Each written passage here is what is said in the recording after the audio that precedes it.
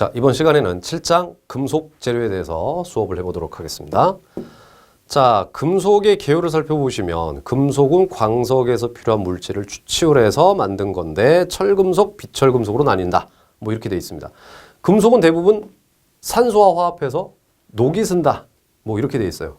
19세기 중엽, 이건 좀 기억을 해 두셔야 돼요. 19세기 중엽에 제강 기술이 발달했다. 그래서 철근 콘크리트로도 많이 썼다. 라고 보시면 되겠습니다. 자, 철강의 분류를 보시면 철강은 철 외에 탄소, 규소, 망간, 인, 황 등이 포함되어 있는데, 자, 여기서 기억해 두실 것은 다른 것보다는 이 탄소량인데요. 불순물이에요. 결론부터 말씀드리면. 탄소가 많을수록 단단해지는데 그거 외에는 다 별로예요. 용접도 잘 안 돼요. 불순물이니까. 잘 늘어나지도 않아요. 그래서 탄소가 줄면 줄수록 순수한 철, 그래서 순철 또는 연철 이렇게 불러줍니다. 물론 탄소가 많을수록 단단하기는 해요.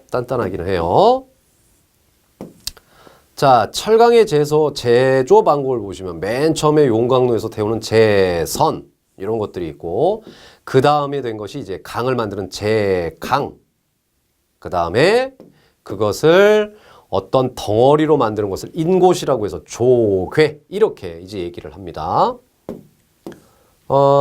계속 좀 볼까요? 단조가 있죠, 단조. 가열을 해서 해머나 프레스로 두드린다. 눌러 만드는 게 아변이다. 작은 구멍을 통해 뽑아내는 것이 인발이다. 그냥 한 번씩만 읽어보세요. 크게 출제되는 건 없습니다. 자, 강의 열 처리를 보시면 불림, 풀림, 담금질, 뜨임이 있어요. 담금질은 다 아실 거예요. 그 열을 가한 뒤에 물이나 기름에서 갑자기 식히고 그래서 조직을 치밀하게 만드는 거. 그 다음에 다시 뜨거운 곳에 집어넣는 것을 담금질이라고 하는데, 이건 잘 출제가 안 됩니다. 요즘 들어 좀 출제가 되는 것이 이런 거예요. 가열을 한 후에 이걸 기억하세요. 공기 중에서 식히는 거. 그럼 또 한번 봅시다. 좀 헷갈릴 수가 있어서 그래요. 불림도 어디서 식혀요? 공기 중에서 식혀요. 풀림은 노 안에서. 여기서 노는 용광로를 얘기해요. 풀림만 용광로에서 식혀주고 불림이나 뜨임은 공기 중에서 식힙니다만 온도가 약간 차이가 난다는 거죠. 자, 금속의 장단점. 이것도 여기선 별로 출제된 건 별로 없어요. 뭐 전기도 통하고 열도 통하는 양도체. 2개, 양도체. 녹슬기 쉽다. 뭐 이 정도만 기억을 해두시고, 물리적 성질과 기계적 성질에서도 크게 나올 만한 건 없고요. 요즘은 이것도 잘 안 나오기는 하는데, 변형, 응력을 줄 때마다 변형이 일어나는데, 이 중에 그래프에서요, 뭐 하나를 싹 가려놓고 이 점은 뭐냐라는 겁니다. A가 비례한 게, B가 탄성한 게, C, D가 상위 항복점, 하위 항복점, E가 최대 강도, F가 파괴점이에요. 그 정도만 기억을 해두시면 돼요. A가 비례, 돌아온다. B가 탄성, 외력을 저하면 원래 상태로 돌아온다. 항복은 조금만 힘을 줘도 변형이 일어나는 거. 그 다음 부서지기 직전까지가 최대 강도라는 거죠. 그래서 예전에는 이 중에 하나를 딱 괄호를 두고 이 점은 무슨 점이냐라는 정도가 출제가 됐었던 거죠. 예. 자, 브리넬 경도 잠깐 봅시다. 어떠한 재료에다가 쇠구슬로 꽉 눌렀을 때 생긴 그 들어간 값. 물을수록 많이 들어가겠죠. 딱딱할수록 덜 들어가겠죠. 그걸 브리넬 경도라고 얘기를 합니다. 합금강으로 니켈, 크롬, 망간, 턱스텐 등을 섞은 것을 얘기하고, 구조용 합금강도 있고요. 이것들도 그냥 한 번씩 쭉 읽어만 보세요. 시험에 나온 적이 한 번도 없었어요. 스테인리스도 마찬가지고요. 주되게 출제되는 건 금속 재료에서는 이제 비철금속인데, 자, 구리. 연성, 전성이 크다. 자, 연성이 뭐였죠? 가늘고 길게 늘어나는 성질. 전성은 망치 등으로 타격을 했을 때 얇게 펴지는 성질. 그래서 연성과 전성이 크다는 얘기는 결국 뭐가 쉽다는 얘기예요? 가공이 쉽다는 얘기. 자, 열, 전기 잘 통한다. 건조한 공기에서는 녹이 슬지 않지만 습기를 받으면 부식하지만 내부까지는 가지 않는다. 알칼리에 약해요. 그래서 콘크리트에 접하는 곳에는 주의를 요한다. 왜냐하면 콘크리트가 강알칼리성이란 말이에요. 강알칼리인데 구리는 알칼리에 약하다는 얘기죠. 그래서 콘크리트에 접할 때는 부식 방지 처리를 한다던가 해서 좀 조심을 하셔야 된다는 얘기입니다. 맑은 물에서는 녹이 나지 않지만 소금 물에서는 녹이 난다. 기억해 두시고 구리 합금이요. 구리와 아연의 합금은 뭐라고 부르느냐? 구리와 주석의 합금은 무엇이라고 하느냐? 이렇게만 출제되다가 요게 갑자기 원소기호로 나와. 구리는 Cu, 아연은 Zn, 그 다음 청동은 구리 Cu, 주석 Sn. 뭐 이렇게 나와서 좀 당황하는 경우도 있었단 말이에요. 자, 어쨌든 황동은 구리 아연의 합금이고 부식에 대해 강하고 그래서 장식철물이나 볼트너트, 그 다음 계단 미끄러짐 방지 에 주로 쓰는 게 황동. 청동은 거의 내식성이 큰데 특유한 그 청색이 있어서 장식이나 공예로 주로 많이 쓴다 라고 보시면 되겠습니다. 자, 여러분 알루미늄 잠깐 봐요. 연성 전성이 커서 가공이 좋고 열전도율 전기전도율이 높다. 구리랑 똑같아요. 그쵸? 여기도 알칼리에 약하기 때문에 콘크리트 접할 때 좀 주의를 요한다. 정말 똑같죠? 알루미늄은 가볍죠. 가볍지만 강도가 세다 라고 알아두셔야 됩니다. 자, 그 다음 단순한 문제. 알루미늄의 대표적 합금은 뭐가 있습니까? 라고 출제된다면 두랄루민 또는 두랄미늄 뭐 같은 말이니까. 자, 그 다음 주석이 있어요. 주석. 인체에는 무해하기 때문에 통절임의 도금용으로 주로 쓴다라는 정도만 기억을 해두시고, 자, 중요한 건 납입니다. 납. 비철금속 중에서 비중이 가장 커요. 그 다음 X선 차단성이 커서 X선실 내부에 이런 납덩어리를 두게 되면 X선이 바깥으로 나가지 않는다는 얘기인데 시험에 그냥 납이라고 나오면 오죽 좋겠어요. 그런데 연이라고 나와도 이건 납이에요. 연이 한자로 보면 납, 연자거든요. 그래서 아연하고는 다른 겁니다. 그래서 연 그러면 그게 곧 납 이렇게 보셔야지. 그래서 다음 비철금속 중에서 비중이 가장 큰 금속은 해놓고 뭐 구리, 연, 뭐 주석, 알루미늄 뭐 이렇게 나오면 납이 없네 이렇게 생각하지 마시고 연이 곧 납이구나 이렇게 생각을 하셔야 되겠습니다. 조심하셔야 될 거예요. 자, 이제 금속이 부식이 일어난다고 했는데 부식이 일어난다고 해서 그냥 놔둘 수는 없잖아요. 부식을 막아야 되겠어요. 부식을 막아야 돼서 방지법을 기억하라는 얘기죠. 자, 일반적 방법, 구체적 방법 모두 기억합시다.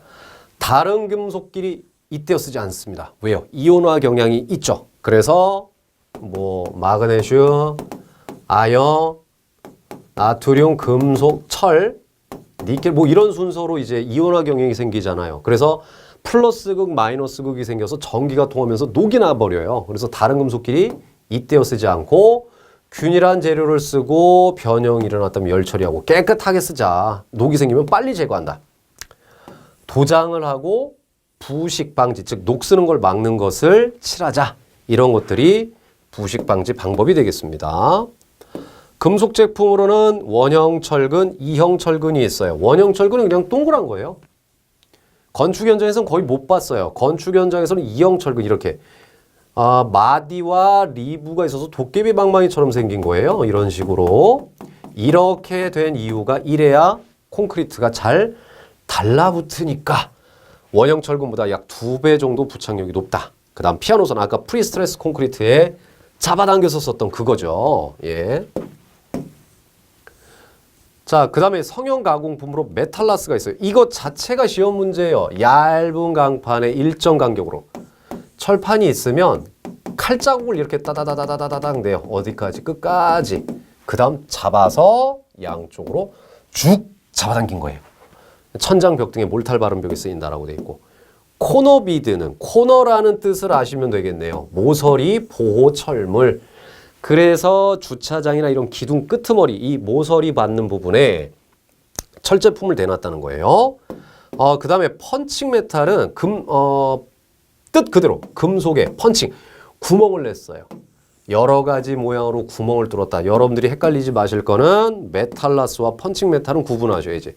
이것도 구멍이 많이 생겨요. 잡아당기면. 하지만 이거는 칼집을 내서 잡아당긴 거고 이거는 아예 빵 하고 뚫어버리는 거예요. 대표적인 게 전철을 타시면 그 맞은편 의자 아래쪽에 그 히터가 나오죠. 그 철제 구멍들 아니면은 우리 화장실에도 있어요. 화장실 아래 하수구 내려가는데 철판에 구멍이 일정하게 별 모양이나 뭐 이렇게 구멍이 뚫려 있죠. 그런 것들을 펀칭 메탈이라고 합니다.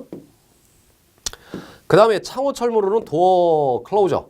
자, 문이 있을 때 철제 문에 열림 속도 조절하는 거 있잖아. 이걸 도어 클로저 또는 도어 체크라고 하고. 자, 발로 여기를 딱 막아주는 걸 도어 스톱.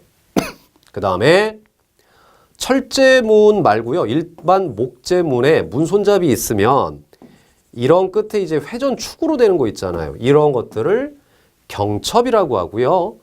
그 다음에 플로어 힌지는 그 마찬가지 철제문에 이건 철제 유리문이군요. 자, 이거는 이렇게 지워놓고 철제 유리문에 바닥에 설치가 되어 있어요. 이거 좀 자세히 그려드릴까요? 자, 철제 유리문인데 이게 철제 밑틀이라고 보시고 거의 여기에 유리가 큰 게 두꺼운 게 하나 있어요. 문이 열리면 아래쪽에 스테인리스로 된 이렇게 나사가 4개가 있어요. 이거 많이 보셨을 거예요. 문을 90도로 열리면 열어져서 닫아지지도 않고요. 한 45도 하면 자동으로 닫아지는 이게 플로어힌지입니다. 열어보면 이 안에 스프링 힌지가 있어서 유압장치예요. 그래서 문이 어느 정도 열리면 닫아지고 90도로 열리면 아예 열려서 안 닫히는 거고요. 이 위쪽에 있는 것을 피벗 힌지라고 해요. 자, 여기 보시면은 한번 볼까요? 자, 옆으로 가서 보시면 어디 갔냐? 플로어인지 그 다음에 여기 있네요 지금. 자, 여닫이문을 저절로 열고 닫게 한 거고 바닥에 플로어인지 위쪽은 피벗인지 쓴다 이렇게 돼 있고 레버터리라는 뜻은 화장실이라는 뜻이에요. 화장실이나 공중전에서 많이 썼던 거. 크레센트는 오르내리 창 올려놓고 잠가놓는 건데 일반 미석이 창이 있지 않습니까? 특히 알루미늄 세시 같은 또는 플라스틱 창도 괜찮아요. 여기에서 거름새가 있죠. 이것도 크레센트예요. 이것도 크레센트고 자, 실린더 락은 여닫이 문에 있는 거 있죠. 옆에서 보면은 이렇게 열쇠 같은 걸로 집어넣어서 열고 닫게 하는 것이 실린더록. 제가 그림을 해놓은 이유는 이 그림을 줘놓고 이 그림의 이름이 무엇입니까? 아까 철제문의 열림의 속도 조절을 하는 걸 얘기했었죠? 예, 그걸 얘기합니다. 자, 이제 예상 문제를 보도록 합시다. 자, 어떤 걸 볼까? 자, 2번 문제 한번 볼까요? 미장 재료의 기둥이나 모서리의 보호, 모서리 보호. 자, 그럼 딴 거 볼 필요 없죠. 코너, 비드 이렇게 보시면 되겠고 자, 3번 문제 합금의 구성 요소로 잘못된 것은 자, 청동은 구리아연 황동은 구리아연 청동은 구리납 청동은 구리 플러스 주석이라고 했단 말이에요. 자, 그래서 정답은 잘못된 것은 2번이 되겠죠. 2번이 되겠죠. 자, 그 다음 7번 문제 한번 봅시다.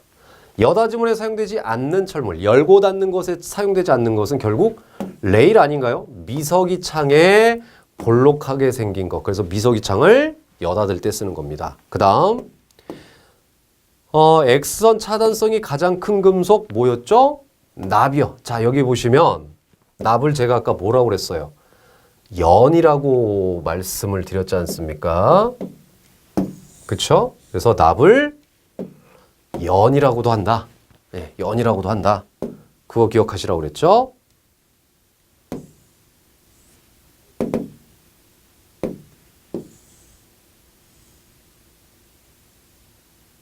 자, 그 다음에 자, 15번 문제. 연강판에 일정한 간격으로 금을 내고 늘렸다. 이건 아까 뭐였어요? 메탈 라스. 아예 처음부터 구멍을 낸 건 펀칭 메탈. 이거는 뭐 라디에이터 커버나 하수구 그런 안쪽으로 썼던 것들을 얘기하게 되겠죠. 자, 마지막 18번 문제 한번 볼게요. 금속 제품으로 오른 겁니다. 오른 거. 줄눈 때, 계단 디딤판 끝에 오르내릴 때 미끄럼 방지, 논슬립, 단면 형성의 LI, 모서리 보호, 코너비드, 모서리 부분에 미장 발음 보호, 듀벨, 천장벽에 보드를 붙이고 이음새를 감춘다. 옳은 거예요. 벽 기둥의 모서리의 발음을 보호하기 위해 사용되는 것이 코너비드였죠.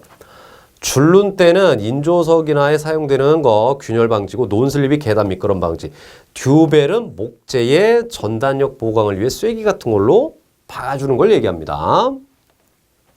자, 이것으로 7장 금속재료 강의를 마치도록 하겠습니다. 수고하셨습니다. 자, 이번 시간에는 8장 유리에 대한 강의를 진행하도록 하겠습니다. 자, 유리는 천연적으로 존재하는 유리도 있었었고요. 그러다가 18세기 말에 우리가 일반적으로 쓰고 있는 유리를 소다석회 유리라고 해요. 그 유리가 발명돼서 대량 생산으로 이루어졌다. 예, 간략적인 개요가 그랬습니다. 주성분은 규사, 소다 등이 좀 많이 섞여 있다라고 되어 있고요. 자, 유리의 성질을 봅시다. 유리의 비중은 2.2, 2.6이고 일반 유리의 비중은 2.5. 납이나 아연 등의 금속을 섞게 되면 당연히 무게는 커진다.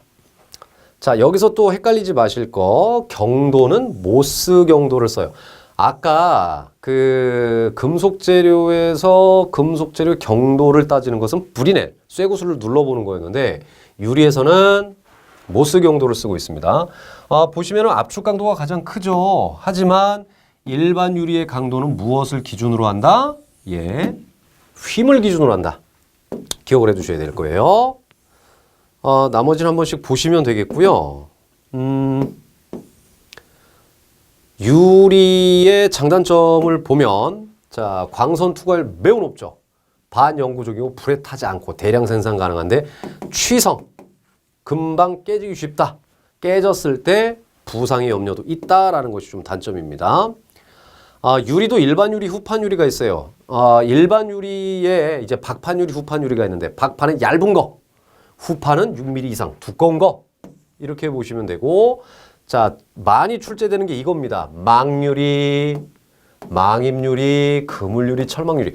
뭐로 나와도 다 같은 말인데 유리 사이에 금속망이 들어갔어요. 그래서 금속망의 재료가 철, 황동, 구리, 알루미늄인데 유리를 깨졌을 때 그 안에 철망이 있기 때문에 또 한 번 무언가가 방해를 놓습니다. 그래서 침입 방지예요. 도난, 화재 방지, 파편이 깨질 때 튀어나가는 것도 철망이 잡아준다는 얘기입니다. 그 다음 유리에서 정말 많이 나오는 것이 이제 강화유리예요. 또 다른 말로 담금유리인데 일반 유리를 5, 600도로 가열한 후에 갑자기 급냉시키면 강도가 무지하게 증가되는 유리를 얘기해. 잘 깨지지 않고요. 깨져도 이렇게 일반 유리가 뾰족뾰족하게 깨진다면 이건 약간 동글동글 깨져서 파편에 의한 부상이 좀 적어요. 이런 것들이 좋죠. 열 처리를 한 후에는 자를 수도 없고 가공을 할 수도 없기 때문에 우리가 만약에 강화유리를 주문을 한다면 원하는 사이즈대로 미리 만들어야 된다라는 것을 기억을 해 두셔야 됩니다. 그 다음 복층유리, 그래서 페어 글라스 이렇게 출제되기도 하는데 두 장, 복층이니까, 또는 슥장의 유리를 살짝 띄워서 진공 또는 아르곤 가스를 집어넣어서 만든 유리인데 유리 사이가 비어있기 때문에 단열, 경로 방지, 그 다음 방음의 효과가 있습니다만 흡음은 되지 않아요. 좀 조심하셔야 되겠고, 접합유리 또는 그냥 줄여서 합유리인데 이것도 유리를 두 장 이상을 붙이는 건데요. 복층은 약간 간격을 띄웠잖아요. 얘는 그 사이에다가 쉽게 얘기하면 양면 테이프 같은 거를 놓고 유리 두 장을 붙여요. 그러니까 깨지게 되면 유리가 이 가운데 있는 필름에 그냥 부착이 되어 있기 때문에 또 파편에 의한 위험을 막아주는 유리라고 보시면 되겠습니다. 그 다음 유리에 여러 가지 착색제를 넣어서 만든 생유리가 있는데 이것을 이용한 것이 스테인드 글라스예요. 성당에 많이 있는 창이잖아요. 자, 그래서 생유리로 여러 가지 모양으로 끼워서 만든 유리를 얘기합니다. 성당의 창에 주로 쓰이는 거고, 열선 흡수유리, 자외선 투과유리, 자외선 흡수유리, X선 차단유리 이런 것들이 있습니다. 자, 열선은 적외선을 얘기해요. 열이 나는 광선. 적외선인데 뜨겁죠? 겨울에 뜨거운 것이 닿으면 좋겠지만 여름엔 굉장히 힘들 수도 있어요. 그래서 단열유리라고도 한다. 철, 니켈, 크롬 등을 배합했다. 서양에 지는 그 햇빛 되게 뜨겁죠. 차량 이런 데 쓰는 거고, 열선을 막아주는 유리가 있어요. 그 다음에 이제 열선 외에 자외선을 통과시키고 자외선을 막아주는 유리도 있습니다. 이거 잘 기억하셔야 돼요. 산화제이철은 자외선을 차단. 근데 이건 투과잖아요. 그러면 산화제 1철로 바꾸면 산화제 1철로 바꾸게 되면 통과가 된다는 얘기예요. 통과가 된다는 얘기예요. 자, 그 다음 산화제 2철을 쓰면은 차단을 합니다. 자, 어디에 쓰이나 봅시다. 자외선을 투과시키는 유리는 온실, 일광욕실에 쓰고, 자외선을 흡수, 막아주는 것은 진열창, 용접 아저씨들의 보안경, 창고 등에 쓰인다는 거예요. 자, 산화 제2철은 차단, 1철은 투과였었어요. 이거 헷갈리시면 안 됩니다. 그 다음 X선을 막아준다. 저번 시간에 금속 재료의 납이 X선을 차단한다라고 그랬지 않습니까? 그래서 유리 원료에 납을 집어넣어서 만들면 또 X선실의 내부에 쓸 수 있다라고 돼 있어요. 자, 그 다음 2차 제품으로 유리 블럭이 있습니다. 유리 블럭 많이들 보셨죠? 이 사진에도 지금 나와 있습니다만 속이 비어 있어요. 비어 있어서 장식과 채광에도 좋고 투광률도 좋습니다. 하지만 투시는 안 돼요. 사람이 지나가는 얼룩 정도 실루엣은 볼 수 있어도 누가 지나간다고는 볼 수는 없습니다. 자, 그 다음 유리 섬유라고 해서 글라스 울 또는 글라스 파이버라고 하는데 유리를 녹여서 작은 구멍에다 통과를 시키면 실처럼 나와요. 인장력이 굉장히 강한데 단열재, 방음제, 보온제, 먼지 흡수, 산여과용 특히 단열재로 좀 많이 쓰고 굉장히 가볍습니다. 가벼우면서도 강도가 굉장히 세고요. 유리 제품이기 때문에 안전 사용 온도가 300도 이하예요. 자, 그 다음 폼 글라스가 있는데 폼은 FOAM, 기포예요. 기포. 기포제를 넣어서 만든 기포유리인데 이게 굉장히 흑갈색이에요. 그래서 광선 투과가 안 되고 기포가 들어가 있기 때문에 충격에는 약한 유리예요. 단열재, 보온재, 방음제로 쓰고요. 그 다음 프리즘 유리라고 있는데 프리즘 타일, 데크 글라스, 탑 글라스라고 쓰여요. 빛을 프리즘 확산시키기도 하고 빛을 확산 또는 집중시킬 목적으로 쓰는 겁니다. 그래서 광선의 방향을 바꾸기 또는 빛의 확산 집중을 만든 유리로 지하실, 옥상, 천창에 쓰이는 것을 프리즘 유리라고 얘기를 합니다. 자, 이제 헷갈리는 문제가 바로 어디에 있을까요? 예, 이거. 네.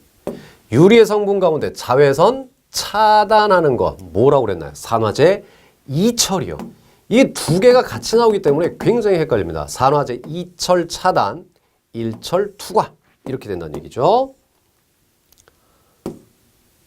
자, 그 다음 6번 문제요. 시공 현장에서 절단 가공할 수 없는 유리 뭐였죠? 강화유리. 그래서 사이즈대로 미리 주문하라. 자, 그 다음에 어떤 거 한번 볼까요? 예, 7번 문제 한번 볼게요. 유리 원료에 납을 섞으면 어떻게 될까요? X선 차단성이 커진다 라는 말씀을 드렸죠. 자, 이것으로 8장 유리에 대한 단원을 마치도록 하겠습니다. 수고하셨습니다. 자, 이번 단원은 9장 미장 재료를 해보도록 하겠습니다. 미장이란 벽이나 천장, 외벽 등을 발라서 아름답게 또는 어떠한 재료를 은폐시키기 위해서 사용되는 것을 미장이라고 하는데 대표적인 것이 몰탈이라고 보시면 됩니다. 근데 몰탈의 이 미장 재료의 분류를 보시면 고결제, 결합제, 골제 이런 것들이 있어요. 고결제란 뜻 기억 잘 해두셔야 돼요. 스스로 굳어지는 것을 얘기합니다. 스스로 굳어지는 것을 고결제라고 하고 거기에 좀 부족한 것을 메워주는 것을 결합제, 자갈모래 같은 것들이 이제 골제 이렇게 부르게 됩니다.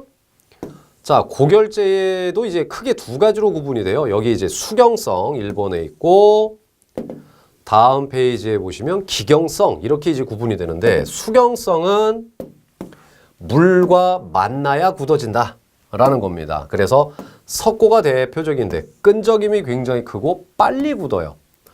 중성이라서 유성 페인트를 바를 수 있어요. 유성 페인트는 알칼리성에게는 바를 수가 없거든요. 예, 그래서 중성이라서 석고는 유성 페인트를 바를 수 있고 이게 응결이 빠른데도요. 굳은 후에 수축률이 적어서 균열이 적게 발생됩니다. 불에 대해서도 강하고요. 자, 석고보드 봅시다. 우리 주택자재, 건물자재 중에 석고보드가 있죠. 썩지도 않고 불에도 강해. 열전도율 작아서 단열에도 효과가 있고 불에 타기 어렵다. 난연. 가공이 쉽고 얘도 석고잖아요. 그래서 중성이라서 유성 페인트를 바를 수 있습니다. 또 하나의 수경성 재료로는 자, 지금 수경성이 석고가 있었고 그 다음에 시멘트 몰탈이 있습니다. 앞에 이제 단원에서 이제 시멘트를 해봤었고요. 테라조도 해봤었죠. 네, 백색 시멘트 대리석이 종속 알료 물을 혼합했던 것. 자, 그 다음 기경성이 있는데 기경성은 공기 중에서 굳어지는 거예요. 대표적인 거 점토, 석회 이런 것들이 있죠. 석회에서는 이제 회반죽, 석회 반죽이죠. 그래서 소석회에 여물, 풀, 모래 등을 혼합했는데 이유가 있어요. 굳어질 때 수축이 되게 커서 여물을 집어넣어서 균열을 방지합니다. 시험에서요. 회반죽에 여물을 넣는 이유가 뭡니까? 그러면 균열 방지라고 해주시면 되겠어요.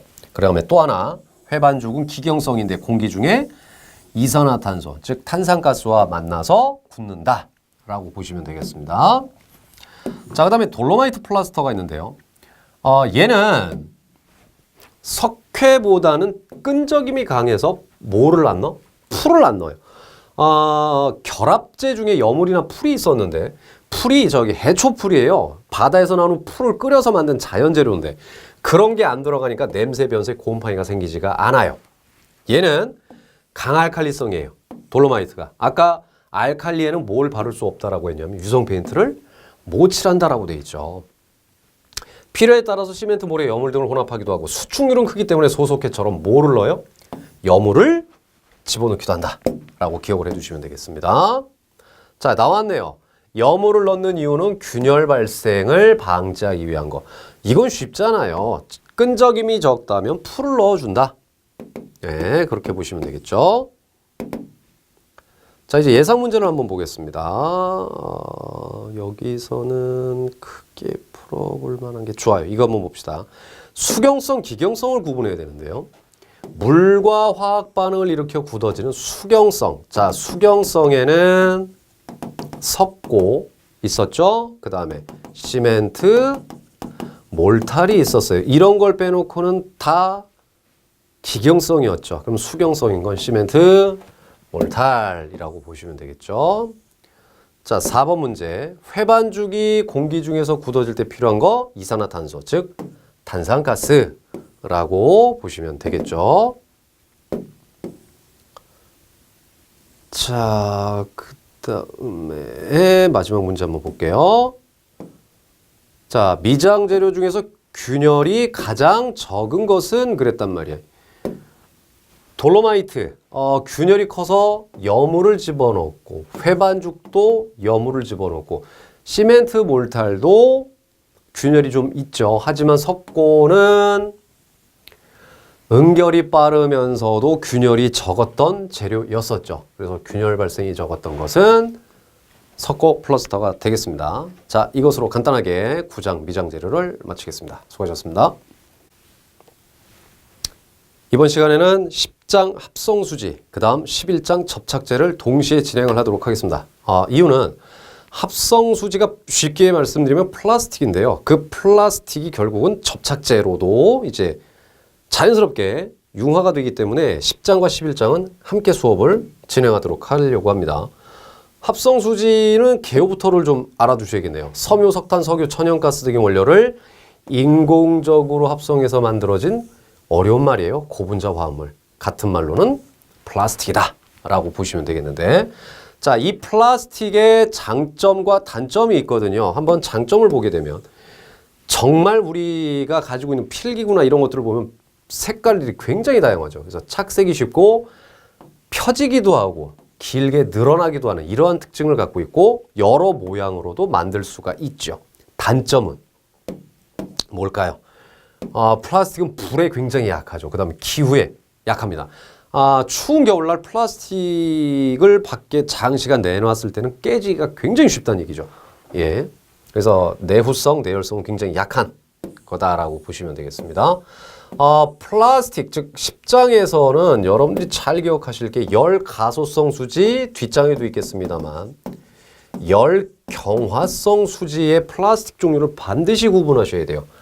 열을 가했을 때 다른 모양으로 만들 수 있는 플라스틱이냐, 열을 가했을 때 굳어버리는 플라스틱이냐를 반드시 기억을 해두셔야 되는데, 자, 열 가소성에는 아크릴, 염화비닐, 폴리에틸렌, 폴리스티렌, 폴리프로필렌 이 외에도 굉장히 많습니다.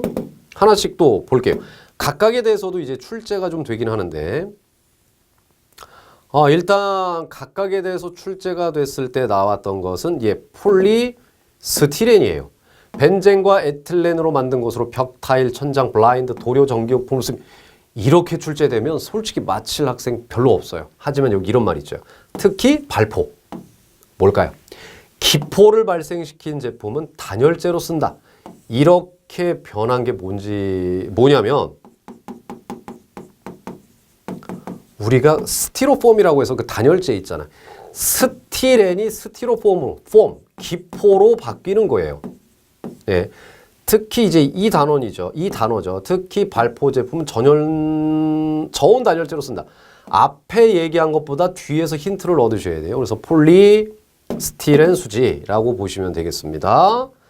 자, 이제 열경화, 굳어지는 건데 멜라민, 실리콘, 에폭시, 폴리에스테르, 페놀, 요소 굉장히 많죠.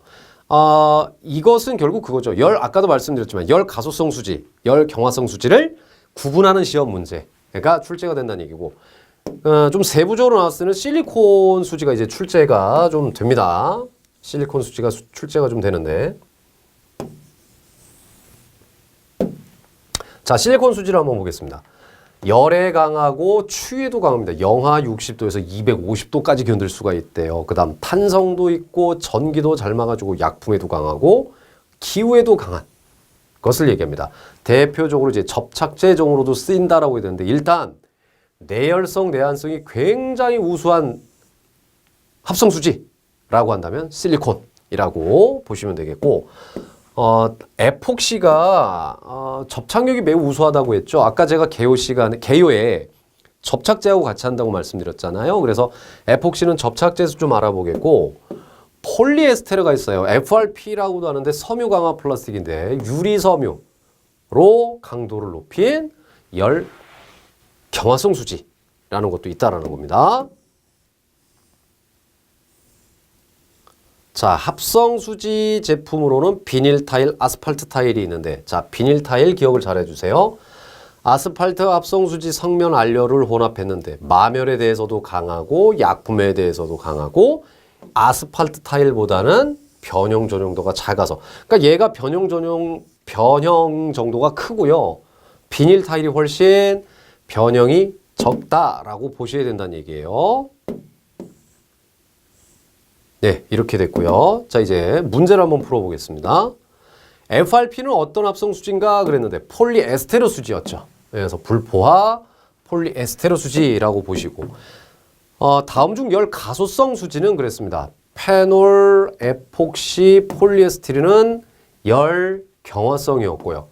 초산 비닐 수지가 열 가소성 수지가 됐었죠.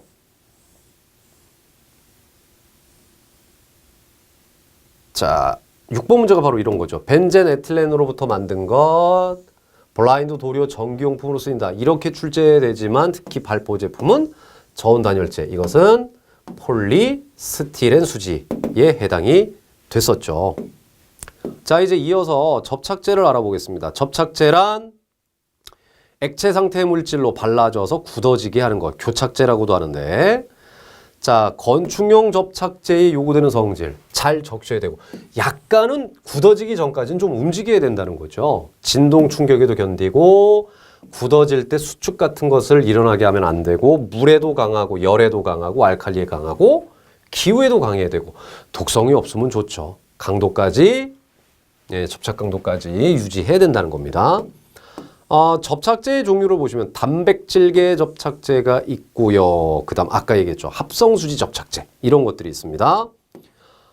단백질계 접착제는 지방을 뺀 탈제 성분에서 만든 카세인이 있고 아교, 짐승의 그 가죽을 삶아 만든 아교, 그 다음에 혈액에서 추출한 알부민, 콩에서 나온 대두교, 그 다음에 전분으로 만든 것 등이 있습니다만 건축에서 주로 쓰이는 것은 이제 거의 이제 합성수지 접착제라고 보셔야죠. 접착제에서 가장 우수한 거 에폭시예요. 예.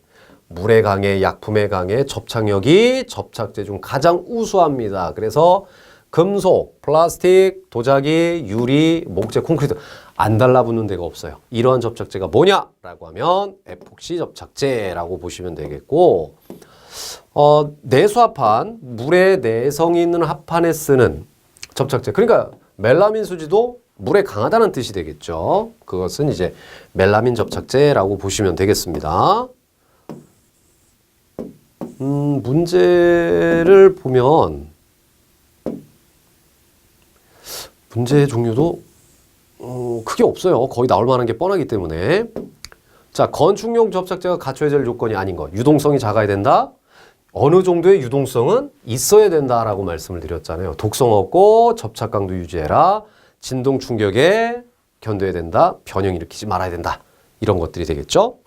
자, 이렇게 해서 10장과 11장 합성수지와 접착제를 해보았습니다. 수고하셨습니다. 이번 시간에는 12장 도장 재료를 알아보도록 하겠습니다.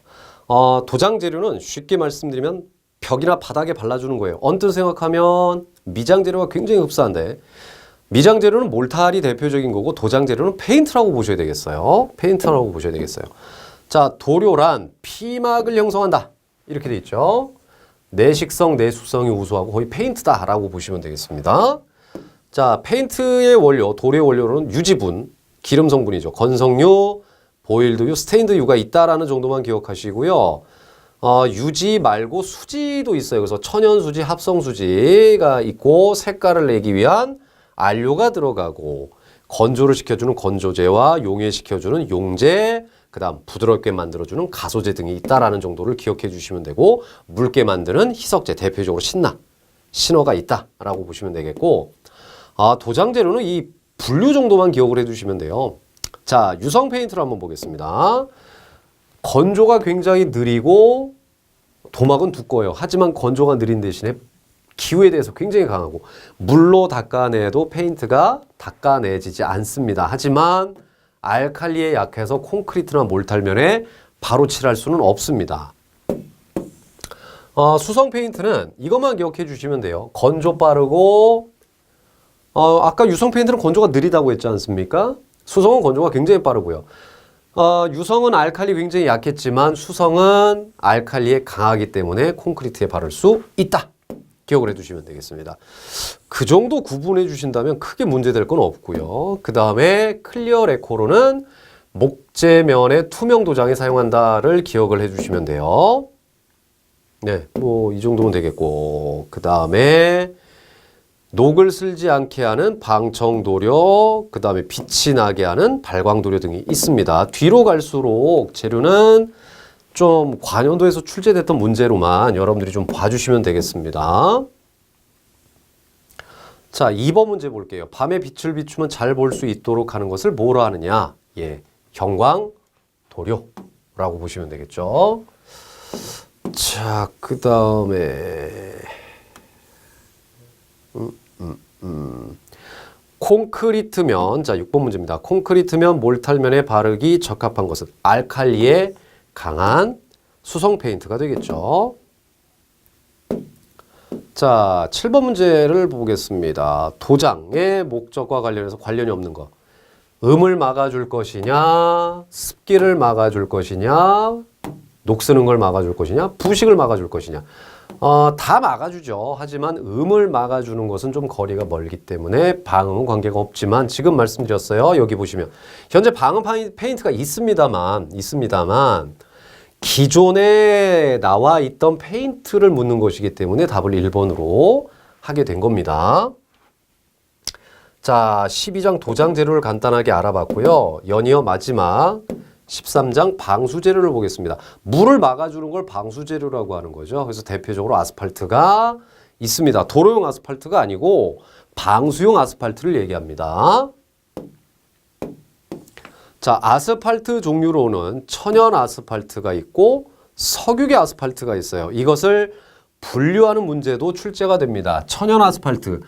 아스팔트가 호수처럼 퍼져 있던 거, 암석 사이에 있던 거, 그 다음에 갈라진 지층 사이에 있던 거. 그래서 레이크 아스팔트, 록 아스팔트, 아스팔트 타이트 이렇게 있게 되고요. 석유 찌꺼기로 만든 것이 세 가지가 또 있죠. 스트레이트 아스팔트, 블로운 아스팔트, 그 다음에 아스팔트 컴파운드. 세 가지씩이기 때문에 천연 아스팔트의 종류가 아닌 것은 혹은 석유계 아스팔트 종류가 아닌 것은 이렇게 출제될 수가 있다는 얘기입니다. 각각에 대한 시험 문제로는 잘 나오지 않고요. 아스팔트 컴파운드가 한번 나왔었어요. 블로운 아스팔트 성질을 개선해서 만든 것 정도 기억을 해주시면 됩니다. 아스팔트에서 또 알아두실 것이 방수용 아스팔트의 성질이라고 했는데 여기 단골 문제죠. 품질 시험에 해당되지 않는 것. 이런 걸로 출제가 됩니다.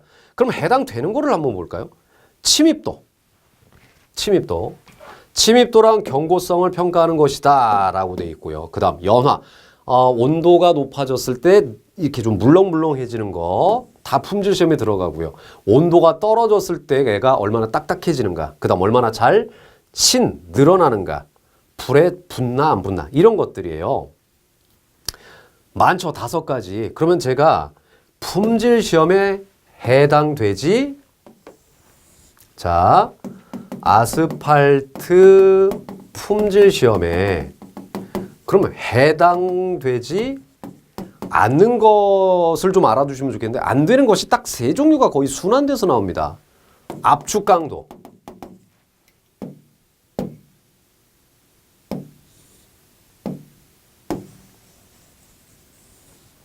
자, 해당되지 않는 겁니다. 압축 강도, 마모도, 비중. 다음 중 아스팔트 품질 시험에 해당되지 않는 것은 해놓으면 거의 이 3가지가 돌아가면서 나와요.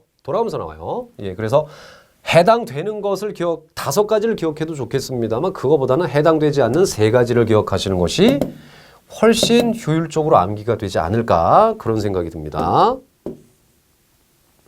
자, 아스팔트 제품으로는 아스팔트 펠트가 있어요. 마, 종이 등을 펠트로 만들고 스트레이트 아스팔트만 침투시켜서 만든 건데 그러다 보니까 성질이 조금은 좋지는 않죠. 이거 성질을 개선한 것이 아스팔트 루핑도 있어요. 펠트로 만든 다음에 거기에 블로운 아스팔트를 주체로 컴파운드까지 피복을 했습니다. 그래서 지붕 깔기 등에 쓴다. 루프니까요. 자, 그럼 여기에서 시험 문제가 이게 나와요. 1, 2, 3, 4, 5, 6, 7, 8 있잖아요. 아스팔트 8층 방수에서 이런 게 나와요. 제일 먼저 바르는 건 뭡니까? 굉장히 중요합니다. 프라이머예요. 그 다음 또 출제가 되는 것 중에 하나가 펠트 또는 루핑은 몇 겹을 붙였습니까? 예, 3겹이요. 다시요. 펠트나 루핑은 몇 겹 바름인가? 8층 방수에서. 그러면 3겹. 아니면 이렇게 나올 수도 있어요. 이건 아주 예전에 나왔던 건데. 아스팔트는 몇 겹이냐라고 하면 4겹입니다. 일단 구분합시다. 많이 나오는 거 알아둘게요. 8층 방수를 떠나서 아스팔트 방수에 제일 먼저 바르는 것 그러면 프라이머라고 봐주시고 8층 방수에서 펠트나 루핑은 몇 겹을 붙였느냐 그러면 3겹이다라고 보시면 됩니다. 자 밑에도 있죠. 자 아스팔트 프라이머 봅시다. 브라운 아스팔트를 뭐 저쪽에서 흑갈색 요체다. 어려워요 이렇게 나오면. 근데 여기 보세요. 몰탈 바탕에 아스팔트 방수층 또는 아스팔트 타입을 칠할 때 제일 먼저 바르는 것 그러면 프라이머라고 보시고 싱글이라는 것도 있어요. 모래 붙임 루핑인데 루핑에 모래를 뿌려 붙인 것 그래서 사각형, 육각형으로 잘라내 기와 대신 슬레이트형으로 쓴다. 아파트 관리사무소나 이런 데 보시면은 그 녹색이나 황토색으로 사각 또는 육각형으로 잘라서 햇빛이 비치는 날 보시면 이렇게 사포가 붙어 있는 것처럼 지붕에 되어 있는 게 있어요. 그게 방수제면서 기와의 역할도 하는 싱글이라고 보시면 좋겠습니다. 자, 이제 예상 문제를 한번 보도록 할게요. 자, 옥상 아스팔트에 부착력을 증가시키기 위해서 제일 먼저 바르는 건 뭐라고 그랬죠? 아스팔트 프라이머라고 했죠. 아스팔트 프라이머. 자, 그 다음에 자, 이거 볼까요? 아스팔트 품질 시험을 판별하는 항목이 아닌 것. 아까 뭐라고 그랬어요? 압축 강도, 마모도, 비중 중에서 돌아가면서 나온다고 그랬죠. 그럼 아닌 건 뭘까요? 예. 압축 강도. 이렇게 되겠죠. 네, 이렇게 되겠죠. 예. 이렇게 해서 13장 방수 재료까지 맞춰봤습니다. 이렇게 돼서 총 건축 재료의 13개의 단원을 모두 해봤습니다. 수고하셨습니다.